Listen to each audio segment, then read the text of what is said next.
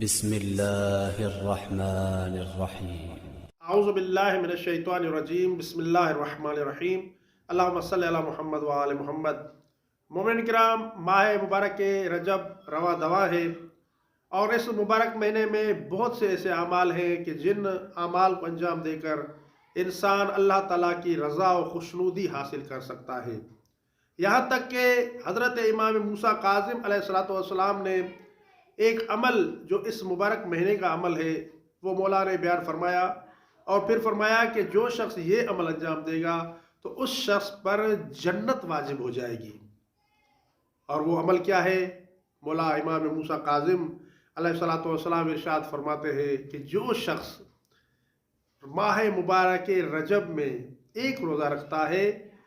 تو جہنم کی آگ اس سے 1 سال کی مسافت تک دور ہو جاتی ہے،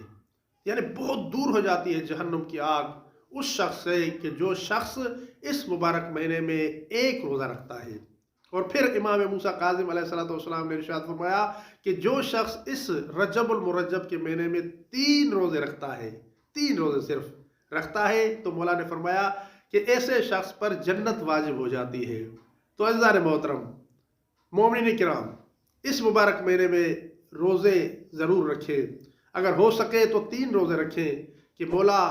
امام موسیٰ کاظم علیہ السلام کا ارشاد گرامی ہے کہ جو شخص 3 روزے رکھتا ہے ماہ مبارک رجب میں تو اس پر جنت واجب ہو جاتی ہے۔